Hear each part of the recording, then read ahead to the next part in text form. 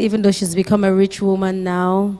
And now when you call her, her PA will pick up the call. She's a former beauty queen. She's an actress. She's a fine lady who knows her job. She'll be moderating this particular panel session. And to speak on this session is the CEO of Ameya Debra Media, Ameya Debra himself. And also speaking is Ajayi Oluwatayo Oluwadamilare. He's a curator, spirit of drums, also known as Tayo Konga. So I present to you the moderator for this discussion, Miss Della Siade. I would like to, thank you so much, Jacinta, for lying about me. I would like to invite the panelists to join me on stage. Then we move right to it. I'm here to actually confirm if I'm an influencer or I am just known on social media. So I hope you also came here with your goals.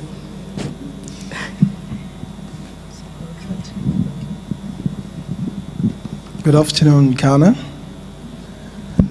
My name is Oluwatayo Oluwadamilare. I'm the founder of Tumbadora Entertainment. I experienced beautiful speech by His Excellency and the great politician in the house. What are you influencing? Who are you? What do you do? Can you start from where you are? How do you want to project yourself? When I came in, I was putting on my dark shade and I was like, okay, let me see. It's all about visibility. Visibility, how do you want to project yourself to the world?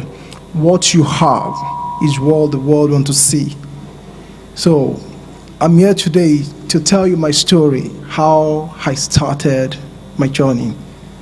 I'm a percussionist, an African percussionist who grew up seeing people. I was born in the ghetto. I was born in Ajegole, somewhere in Lagos, Nigeria. And I believe your background shouldn't allow your back to remain on the ground. Anywhere you are, you just have to have the goals and push on and move on. So that is what we believe in. We are Africa, we have the black spirit in us, we have the black power in us. There's a power in you that you have, there's a potential in you. All you need to do is just to ignite what is inside of you and influence everyone around you. Everything around us influence our journey in life. I'm a drummer. How can this drummer boy stand in between this handsome man and this beautiful woman? So it's all about what you have, what you carry. I believe so much in Yemi Baba. I believe so much in this dream. The first edition was powerful. When I came in this afternoon, this morning, I saw the beautiful ambience. I said, this guy has a dream. This guy is influencing the youth, influencing the people of Accra, Ghana, influencing West Africa, influencing Africa. I want to be like Yemi Baba when I grow up like him. So thank you very much. I'm just here to just introduce myself. Thank you. That was a very beautiful and wonderful introduction. Please introduce yourself. And then. All right, my name is Ameya Debra. I am a blogger, influencer, content creator, and the journey started a number of years ago, and it's been exciting. And to be able to grow from something that I was passionate about doing in my room to now employing people and growing that brand into different spaces, I think for most of you who are starting, perhaps it's a good story to look at and be inspired by. So I'm hoping that today I'm able to share some advice and direct you.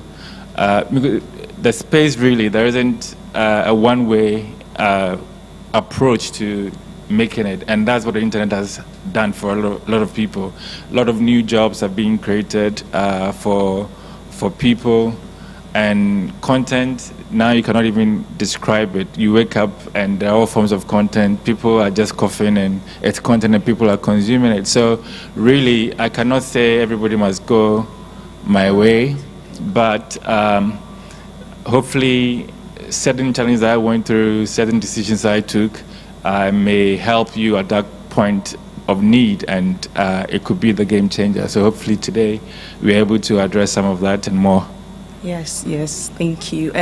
I have one question, just one question, and I know it's going to be a long answer, but I have known you, or I have known your name. I didn't know you, but I knew your name, and I have known your name. Should I say, I don't want you to feel old, but since I was a child. And it's amazing what you were able to do during that time, because internet wasn't really a thing, and it's been over 2 decades. You've been doing this like forever. You started this blogging thing before we even knew about blogging. Like, how did you even decide that this is what you want to do? Because internet wasn't a thing. And you are not a scientist, so you didn't know that, okay, internet is going to be like, in the next 20 years, it's going to be huge. The social media community is going to grow. It's going to be amazing. I'm going to make money from this. Or did you even think that you were going to make money from this? Did you even think you were going to make money out of this when you started? Great, yeah. I think when I started, it was very early, but you could tell, because I think I started, when I started, Facebook was not so popular then, or it wasn't even in existence, but the first form of it, which was like High Five. I don't know how many of you remember High Five. So I started that when I was in the university, and when I finished and I was starting to put content out, I realized that it was connecting with people. Immediately I could see I was connecting with people from secondary school, JSS, and even way back. So in my mind, I saw the strength of it. And so even when that High Five went off and other ones were birthed, I had that sort of foresight to know that it's going somewhere. And when I started, truth be told, I mean, it was quite early, so much that brands didn't know how to engage, because they were doing more with traditional media. And so I had to go through those growing pains of loving what I was doing, not being so sure what was going to turn into in the next few years.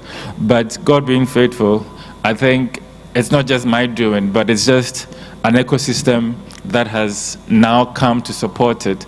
There is great audience, and so people are using the various platforms, and so with us creating content on these platforms, there's that connection that now makes sense, and people see that really there's a space that we can engage people to do promotions for, etc. So it's been an interesting journey, and being consistent and not giving up. And like this previous speakers were saying, it doesn't happen overnight. There are instances where some people get the lucky break as soon as they get into it, but it's not. That's rather in the minority. So once you get into it, you must build up your mind and know that you're in for the long haul, and you're doing it bit by bit and growing. And that's even better, because the audience that you grow from the early stage, if you keep them and you keep growing,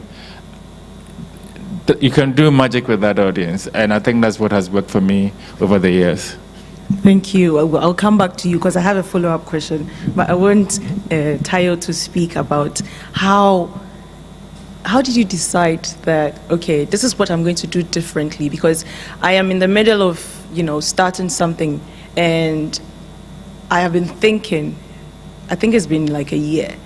How did you just decide that, okay, this is what I want to do differently? This is what I want to make me stand out among all the drummers? Because really, we all go to church, we see drummers, we go to these traditional, events, we see percussionists and all that. What makes you stand out, or how did you decide that this is what's going to make me stand out? All right, thank you. Procrastination is very cancerous. Oh. Once you want to do something, you have to believe in yourself.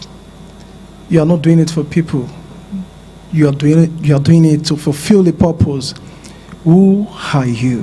What do you want to do? Who are the people you're influencing? You have to have a destination. You have to have a goal. Your focus is what people want to see. Your consistency is what will attract people. So I want to tell that speed is relevant without a direction. If you don't have a direction, you just find yourself at the wrong destination faster. So what you want to do is you have to do it. Let me use this pidgin English. No look ushy face. Do it. Do it. You know, Nike slogan we say, just do it. What you want to do. I started playing drum at the age of 4. I studied philosophy, and when I was doing my national program, I worked on the Delta State Tourism Board. So during that period, I was under hospitality and travel trade. So I was just a drummer boy. I saw the lapses they're having in the tourism sector. I said, I'm bringing tourism entertainment into this industry. How do we make people feel very important? So if you tell me this is head office, this is Ecobank head office, so what are the things that attracts you? You see the beautiful edifice, you see the lovely structure, the good staff, the way they are treating all the staff. And one of the things you would also have to look at, okay, after seeing this thing, what else? Entertainment, hospitality. Hospitality is one of the major industry, major aspect of life. Culture is a way of life, but hospitality as well is a way of life. And as we want to see that whatsoever you're doing, you have to do it with excellent spirit. I started playing drum at the age of 4. From there, university, I started leading different band, and from there, I was so focused, I was so determined that this thing, I want to carve a niche from it. My family said, why do you want to become a drummer? Why can't you just work? I said, okay, I'm going to work. So I was working under a financial institution as a debt recovery officer. So from there, one day I woke up, I said, I think I have satisfied you guys. I want to focus on my entertainment. I registered to Mbadura Entertainment, and from there, I started building up young talents around my neighborhood, around the street. And from there, different artists started calling me. I've done projects with different artists by the grace of God. I've worked with Wizkid, Flavor, Banky W, Awilo Logomba, many of the artists. You know, what you do with excellent spirit attracts people to you. And if you believe in yourself, you know, I focus on conga drum. You know, we have different percussions. Percussions has different. It is a family. Talking drum set, and all. But I focus on the conga drum. Why did I choose conga drum? Do you all know conga drum? I don't know. The two drum on the. You saw it outside, displayed outside. That is one of the most useless instruments, if you want to tell me. People don't play it. People don't like it. Unlike keyboard, saxophone, drum set. If you go to any church, you find 3 drummers, 4 keyboardists, lead guitarists, and there's nobody playing conga. Why? So because I studied philosophy, I said I want to know the philosophical appraisal of this drum. So I focused on the rudiment of this drum, and from there I started pushing. By the grace of God, I got contacts from different embassies, America embassies, Brazil embassies. I've been endorsed by Brazil embassy in Nigeria as one of the top entertainers, and Spanish embassy, different embassies started consulting me for African drum workshop, because they really want to know how can we influence our own people with this thing that you carry. I said, what I carry is, you are seeing drum, but I'm seeing it as a pride of the nation, pride of Africa. So if you are doing something, you should be able to stand that this is what I want to do, and this is how I want to influence my community. I was in Lagos last 3 weeks, and somebody sent me a video that they are studying about the way I play my African drum in a particular university. That the lecturer said, go and learn about, he called out the theater art department, the performing art department, go and learn about this particular guy in Lagos, how he does the things. Last year, we converged like 100 drummers together. Yeah, we'll bring youths together, promoting African art culture in tourism. You know, we have been, what Maduro Entertainment has been doing, we have been taking people to different tourist attractions, entertain them with African drumming, African culture, and what we also do is to tell them about our food. We bring different expertise, different diplomats. Come enjoy Africa. We are African. We are here to make you feel comfortable. Africa is not a bad nation. Africa is a bad continent. Africa is a continent of the people, by the people, and for the people. So if you want to enjoy Africa, you have to eat our food. You have to believe in us. We are not here to harm you. Drumming to me is a life. Drumming to me is a spirit. So we converge the spirit of drum, which has brought us here today. Thank you very much. Well, wow. Thank you so much, Tayo. Oh, you can hold the mic for a minute. I want to. So you see, unlike a male, where everybody just stands up and it's either a blogger or, since they have internet and data, they just become a blogger or a content creator. Your industry isn't as saturated, and it's. Yes, you're playing in drums. How have you been able to, in as much as you've distinguished yourself that, okay, I am doing this with, you said, excellent spirit. Yeah. It's attracting what you wanted to attract. How, it's not competitive. So how do you motivate yourself? Because if it's competitive, just like how a male's own is, you'll be sleeping and you'll be thinking about ideas on how to, grow your brand, or how to make it better. Yeah. You understand? Yes. But with you, what's the motivation?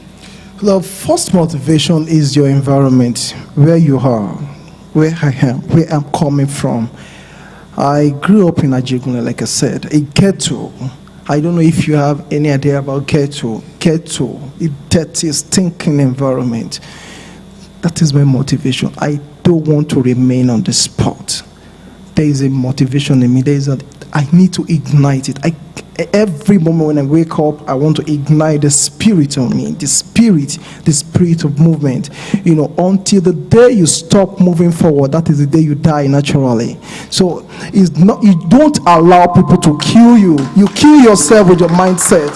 So you have to grow up. You have to think about the future, think about your people, think about your environment. There's so much we need to do. In my industry, in entertainment, you all know that it is very, very competitive, highly competitive. What can you do differently? I just decided, okay, this is what I want to do. Okay. I started adding some values, shekere, tambourine. I added it to it. I added some flares of chimes bell that make noise, I started adding some little things to it. And people like Nathaniel Bassi started calling, I want to see you on my project, on all my projects, Sinach, want to see you, Flavor, want to see you on your project, because of the little things. It takes consistency to discover that. You have to know, you have to master your craft. Master your craft. Know what you want to deliver. The world is waiting for you. There is no, let me say, when you see a superstar out there, a celebrity out there, that celebrity was born somewhere. You are also born somewhere. You can be bigger than me, you can be bigger than him, you can be bigger than she. Everybody owns this platform. It's not for three of us alone. We are all born to be great. Thank you. Thank you so much. Consistency, adding value to yourself. Exactly. And constant practice, I think. Yeah.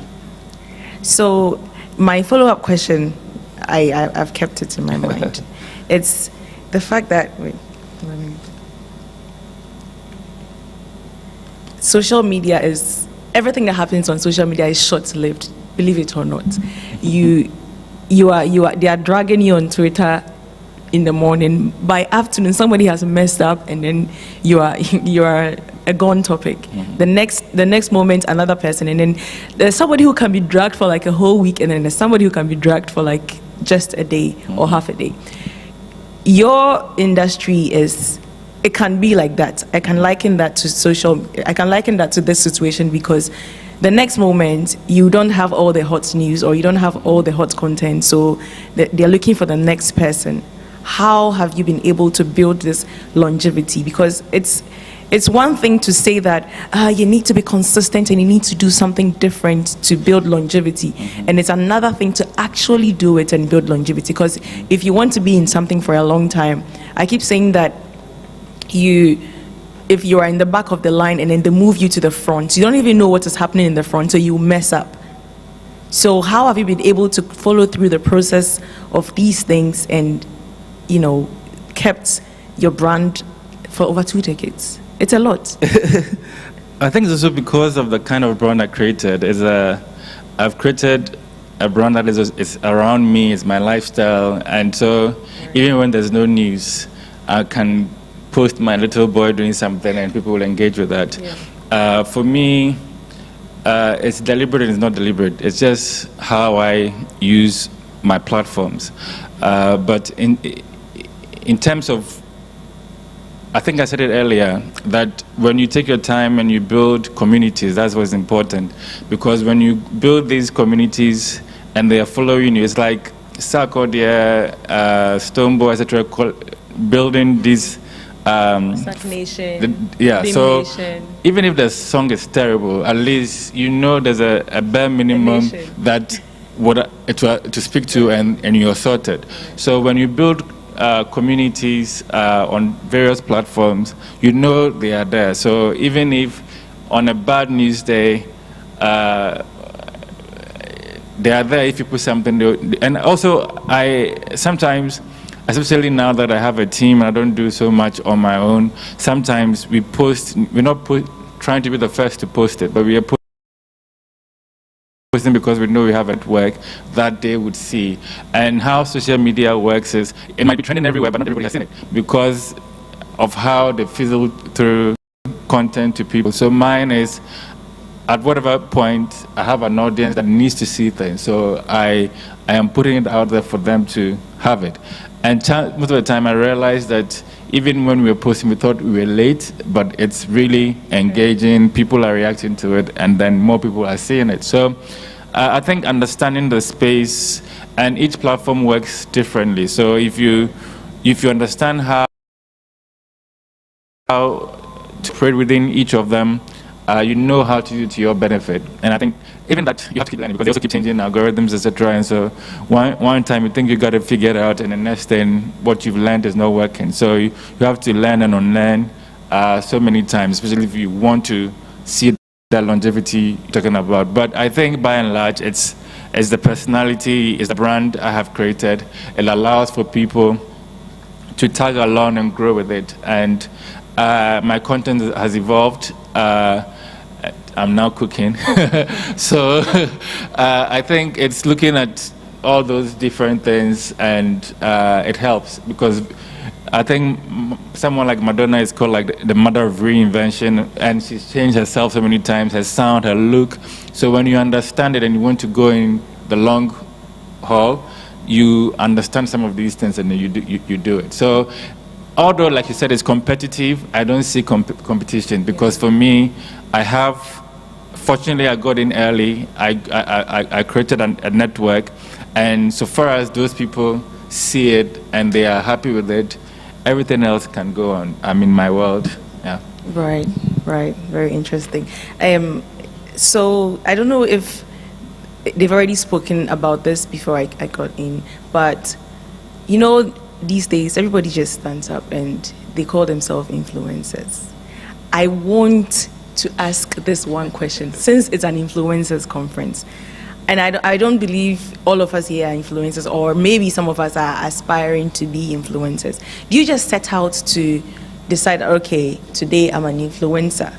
Or it's the things that you do, the little things that you build on is what makes people start looking up to you, and then you call yourself an influencer? Because you can't just stand up, sit in your room and be like, okay, I'm an influencer, and people just start listening to you. Yeah, I think it's a bit pretentious to just wake up and say I'm an influencer. I want to, because I think it first starts with having that audience, that sort of community that your voice becomes influential to, your content is influential to, and then you build on off of that. It's not like a thing that you just wake up and say you are. I don't look at it from that point. Right. But I think there must be something that allows you to have that audience.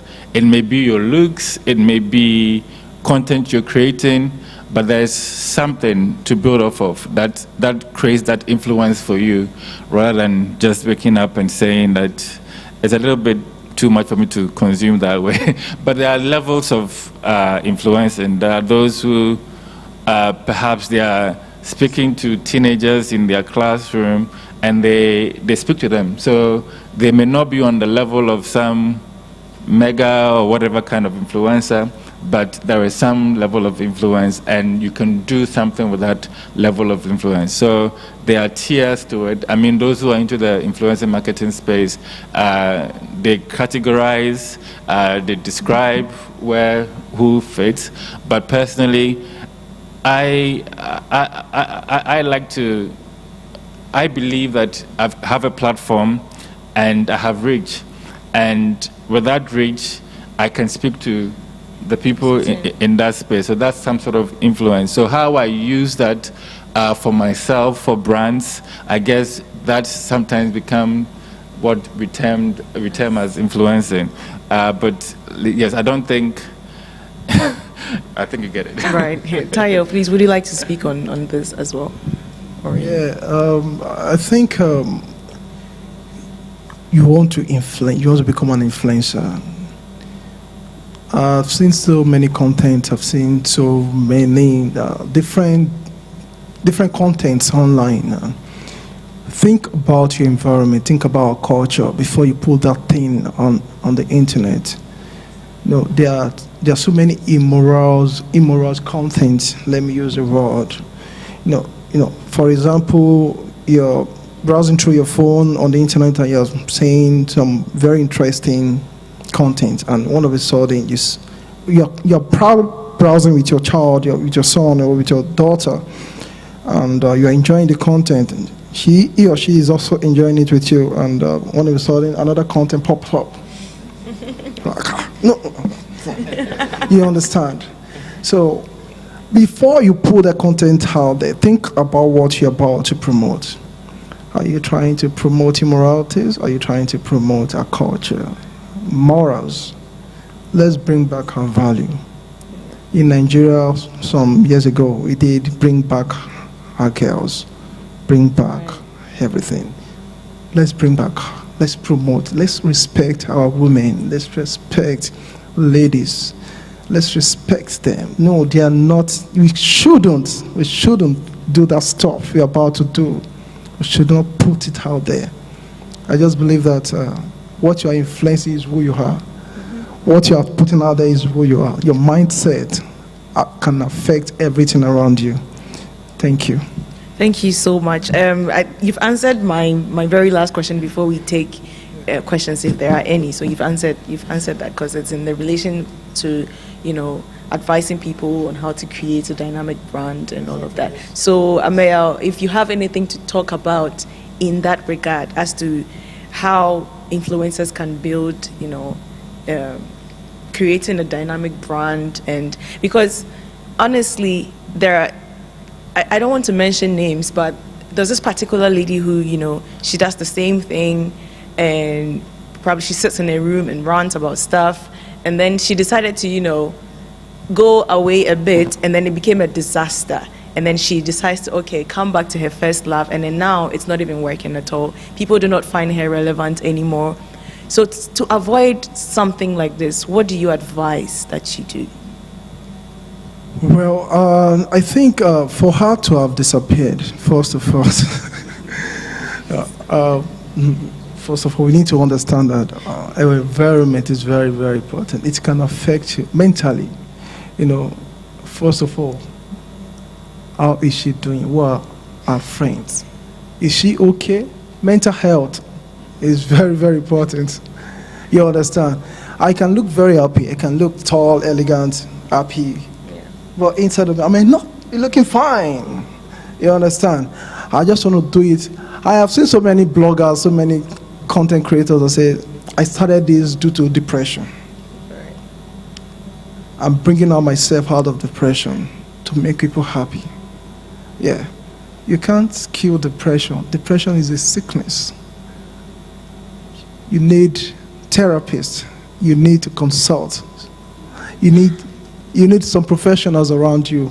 If you want to put a content, each time you think about your content, think about professionals around it. Do you understand? So I just think there is no perfect human being on earth. And for the knowledge you are seeking, the knowledge you are about to share is also people are seeking. Do you understand? So in starting up, in rebranding, in being consistent, will make you stand out. So if you are doing anything, if you are releasing anything on the internet, like I said, you have to be ready. You have to get ready for the field. Don't stop. Because when you stop, you lose your followers. When you stop, you lose your followers. Right. Please don't stop. Thank you. Thank you so much. Can you pass on the mic to her? Well, I like to look at it from this point of view, especially social media in general. I want for people to see it like they are building sort of their CV. So what you're not proud of, people looking back to say, hey, this person has done this or that in their life, then you shouldn't put it out. It's an extension of, in a way, it's an extension of who we are. What we do, people believe it's you. So whatever you put out there, I mean, there are people, say politicians, even though we know perhaps they're not the real people handling those accounts, we speak to them like it's them. So the mindset people have of your account, your profile, is that really that is who you are. And so it's important that you're not just thinking about what gratifies you in the moment, but really in the long term. It's something you're proud about. 20 years, 10 years, 5 years down the line, you can defend it and you own it. So just think about it like you're building your CV. And I mean, now when you're traveling, people are, embassies and consulates are looking at, they're asking you for your social media handles so they can also have a sense of who you are on there. So it's important. It's not just for the fun of it. It's not just for building quick fame. You have to think through it for the long run. You have to think through it. Social media is not just social media. It's, I think social media is real life as well. So yeah, you have. Do we have any questions? If I haven't asked any question that's bothering your mind, do you have any? Okay. So we'll take 1, 2, 3, 4, 5. Okay, I'm sure there's a lot of questions. Right. Please write them down. They're still here. They'll answer your questions. Right. Thank you so much, Della. Okay. Thank you so much, Tayo. This was Thank very you so insightful. much, Thank you Amaya. so much. Please don't go because people have questions for you. Please put your hands together for them. I'm sure you enjoyed their session, right? And you have questions. I saw a lot of hands up. Even the first session, people didn't raise their hands up like that. You people were scared of the government. I think it was until I actually asked for questions that people were like, okay, let me ask questions. But this one, everybody, because it's a mayor, if you have raised your hands, I mean, why did you post about Shatali? Why? Okay. At this juncture, I'd like to tell all of you that you should get your pen and paper ready